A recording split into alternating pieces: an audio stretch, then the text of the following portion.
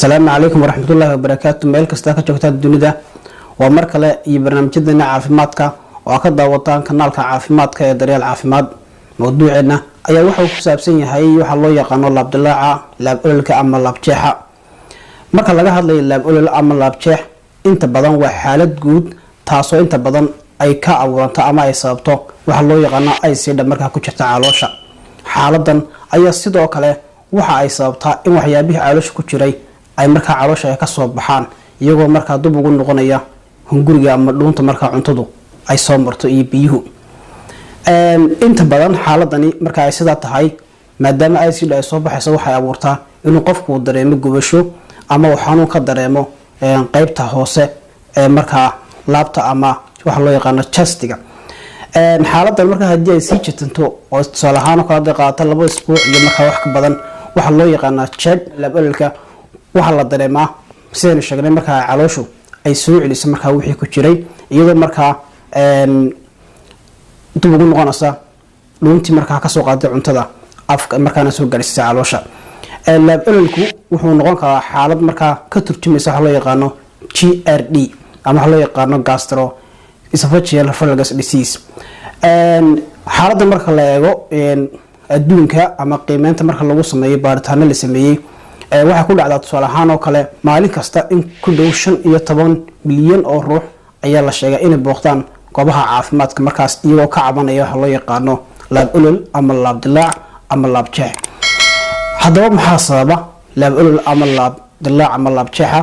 inta badan waxaa sababa marka ay ICD caloosha ku jirtay ay dib uga soo baxdo calooshii iyadoo marka raacaysa dhuuntii marka cuntada soo qaadaysa ama tiibka dib u raacaysa tiibkaas inta badan isagoo soo qaada cuntada isla markaana keena caloosha isagoo ka soo qaadaya afka. waa ka loo yaqaan esophaguska ama hunguriga. caadiyan marka tusaale ahaan oo kale uu qofku cuntada liqo ama waxyaabaha biyaha tusaale ahaan kale ay soo maraan dhunta soo maraan waxa furma waxa loo yaqaan sphincter muscle ama muruqa furma marka laba qaybood uu qaybsamaa qayb hoose iyo qayb sare. marka cuntada marka ay soo gasho muruqaasi wuxuu noqdaa mid adag tabeetana xaaladaas ku jira in marka muddo hadii marka uu muruqaasi dib u furmo oo marka uu dabco waxa dhacaya waxa loo yaqaan heartburn ka dhacaya ama laab ololka ama laab jeexa waa ku ka bilaamaya waa marka muruqaas loo yaqaan sphincter muscle uu dabco waliba qaybta hoose ee sphincter muscle inta badan markaas hadii marka muruqaas dabco waxay sahlaysaa in waxyaabihii caloosha soo galay cuntadii iyo biyihii iyo ICD dabcan marka lagu burburinayay ay marka ay dib u raacdo dabeetana uu qofka marka ka dareemo xanuun ay qaybta hunguriga uu ka dareemo ama qaybta chestiga marka uu ka dareemo. marka qaarkood waxa dhacday marka in la isku khaldo laab ololka iyo sidoo kale in qofka marka uu ka cawdo inuu marka wadnuhu xanuunayo tusaale ahaan oo kale sida marka qaarkood ka dhacday ama lagu arkay goobaha caafimaadka. maxaa marka halis ku ah qofka in ay u keeni karo waxa loo yaqaan laab olol ama laab jeex? sida marka la xaqiijiyay baaritaano la sameeyay waxa kamid ah specific foods waxa loo yaqaan ama cuntooyinka marka ay ku badan yihiin bisbaaska ama waxyaabaha kale ay ku badan yihiin. waxa kale oo kamid ah basasha kamid ah waxa kale oo kamid ah cuntooyinka ay kamid yihiin liin dhanaanta iyo liin macaanta. waxa kale oo kamid ah tamatada sida tusaale ka jabta baasha loo yaqaan. waxa kale oo kamid ah waxa loo yaqaan lifestyle-ka qofku sida uu noolid tusaale ahaan oo kale stresska ama waxa loo yaqaan welwelka ama warbahaarka.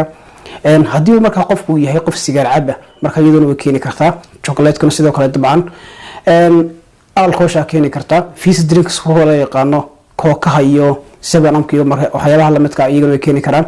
waxa kale oo kamid ah kafayga cuntada marka ay ku badan yihiin ama ay ku jiraan duxdo ay ku jirto way keeni kartaa laab olol ama laab jeex.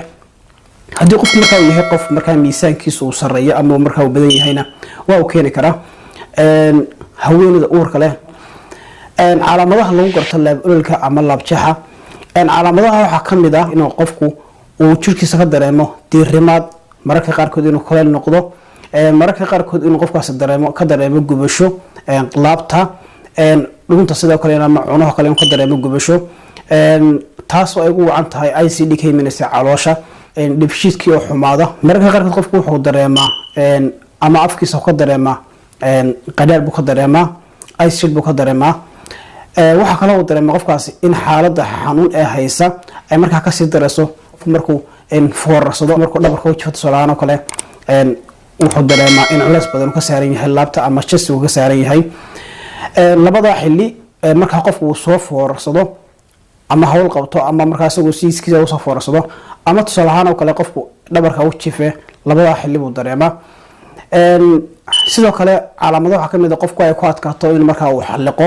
Waa calaamadaha lagu garto xaadbaanka ama laab ololka ama laab jeexa. Daweyntiisu inta badan laab ololka iyo laab jeexa marka laga hadlayo waxaa loo isticmaalaa dawooyin kala duwan iyadoo markaa lagu saleynayo ama markaa la eegayo xaaladda qofka. tusaalahaan kale waxaa la qaataa dawooyinka loo yaqaano anti-acidiska. qoraal dhakhtar uma baahna, qofku isaga markaa kasoo qaadanaya farmasiga, isagoo markaa qofka farmasiiska weydiinaya dawada markaa ku haboon.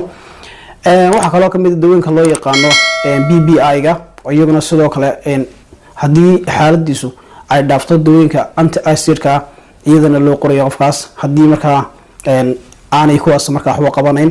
waxaa kaloo kamid ah kuwa labadaba u dhexeeya loo yaqaano histamine 2 blockers oo ay kamid yihiin dawada caanka ah Santag oo kale. intaasi waa markaa sida loo daweeyo ama dawooyinka la qaato. waxaad xasuusnaataa in dawooyinka dhammaantood ay leeyihiin wax loo yaqaano side effect. side effect-kaas wuxuu noqonayaa saameyn taban ama mid togan, labadaba noqon karaa. marka dawo kasta inta badan faa'iidadeeda wax ka badan baa la yiraahdaa khasaaraheeda. marka waxa wanaagsan haddii aad leedahay laab dilaac ama laab jeex hadaad leedahay inaad kala tashato ama aad weydiiso qof markaa khibrad u leh oo aad markaa adigu dawada iskaaga markaa isugu qorin.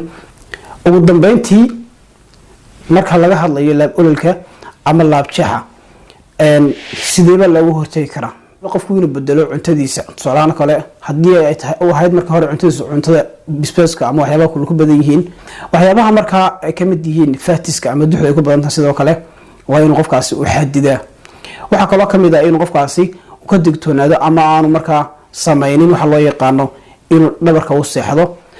waxaa kaloo kamid ah qof markuu cunayo waa inaan isku qalluucin, waa inuu markaa si straight ama toos ah cuntada markaa u cunaa. waxaa kaloo kamid ah in qofkaasi uu ka warhayaa wax kasta oo sare u qaadi kara ama markaa kicin kara laab ololka ama laab jeexa. waxaa kaloo kamid ah in qofku aad uga taxadiro. tusaalahaan oo kale waxaa loo yaqaano soft drinks sidaan sheegnay, Coca-Cola kamid ah, Fantada kamid ah, iyo markaa kuwa kale la midka inuu qofku aad uga taxadiro maadaama ay ku jirto acid. ta kasto markaa acidity ka sare u qaadaysa in markaa qofku ka taxadiro. waxaa kaloo kamid ah liinto kale in qofku haddii ay suurtagal tahay uu hoos u dhigo ama uu yareeyo miisaankiisa, inuu markaa qofku uu cuno cunto yar si markaana caloosha aan qofku u dhergin oo markaa cuntada aan dib ugu soo noqonin oo aanay soo gelin gurigii. intaas ayaan kusoo gabagabeynaya mawduuceennii ku saabsanaa laab ololka, laab jeexa ama laab dilaaca. wixii fadlan aad aragti hayso qaybta hoose ee commentiga noogu dhaaf. aad ayaad ugu mahadsantahay daawashada.